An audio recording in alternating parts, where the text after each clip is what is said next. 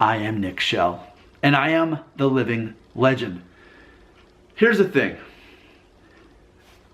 People don't care what you believe. People don't care about your opinions. Your opinion doesn't matter. That's the truth.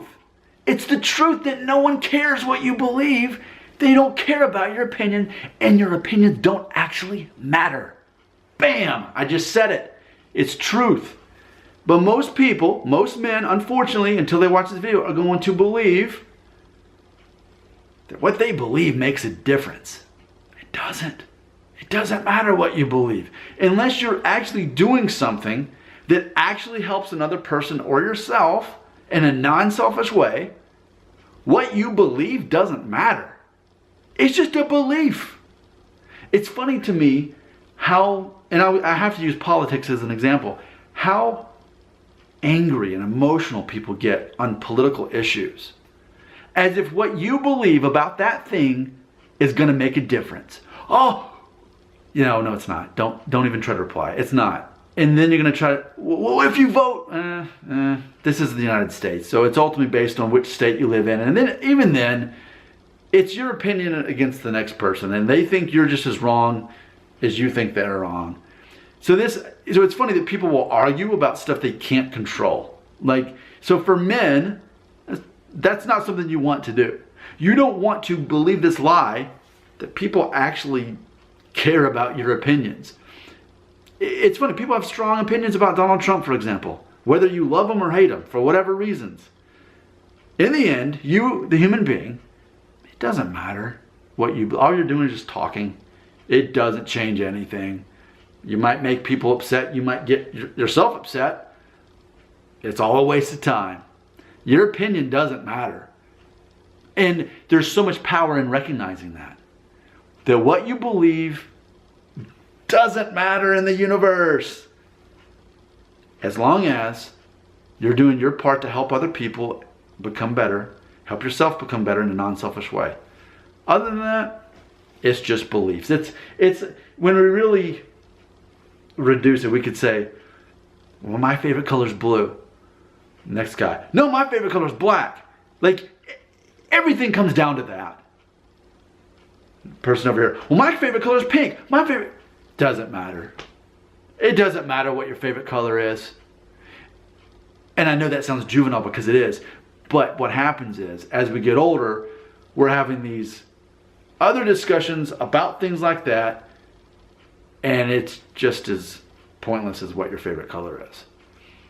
But in an age of social media, we live in the illusion that our opinions actually have weight, that they actually matter. And even on TV, there's 9 different screens like the Brady Bunch, but just people arguing at each other about stuff. Because I know they increase the ratings to have all the people arguing like that. Whether it's sports, whether it's national events, or politics, or world news, whatever it is. And I think that reinforces this lie that people's opinions matter. What you believe doesn't matter. Yes, there are choices that you make on how you live your life, but your opinion doesn't matter. I don't care what your favorite color is, and you don't care what my favorite color is. Therefore, whatever Donald Trump thinks about this or that, or whoever's going to be the next president in 2020, whatever's going to happen that we have no control over, I say it is a testament to your masculinity on what things you care about. And I've heard it said before, you can learn a lot about a man by knowing what bothers him. So we should all become self-reflective right now. What bothers us? What actually bothers us? And the follow-up question, should it bother us? And then going back to the first one, to really analyze that, why does the thing bother you that bothers you? And should it bother you? I feel that it's part of the masculine identity to really get a good grasp on what you should care about, what should bother you, and ultimately it's the things that you should be able to control. And if not, it shouldn't bother you. You shouldn't be anxious about it, because ultimately I think that being able to do that is a masculine identity thing. And I think to not do it is more of a feminine thing. And again, going back to The Office, Look at Andy Bernard. He's a man. He's a straight man. But he thinks like a woman. He sees himself like a woman would. Typically. And see, that's the thing. So when women are actually confident to the point that they're not worrying about things that they can't control, then they suddenly start rising up the corporate ladder because they don't worry about stupid petty gossip or whatever. They're focusing on what they actually can control. And so I see it in the work where I work all the time. I see very confident women who don't get caught up in gossip, don't worry about stuff they can't control. But in the real world, I also see men all the time who worry about stuff that they can't control. I think it definitely is something men are more expected to do, to not worry about the things they can't control.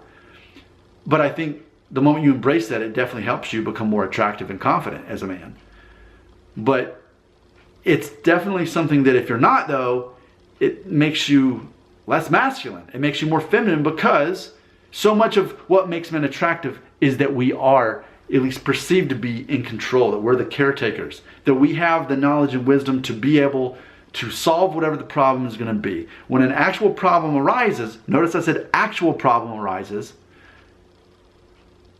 it's assumed that we're going to solve that problem, that we're going to know what to do, and that we're going to save whatever needs to be saved. I am Nick Shell. I'm the living legend. I'm here to give you the manly, masculine, macho wisdom that you need. I'm your macho supplement that you need in your life. If you didn't need it, you wouldn't be watching my videos. People aren't talking about this. I'm talking about this because you need to hear it. Your comments belong right here.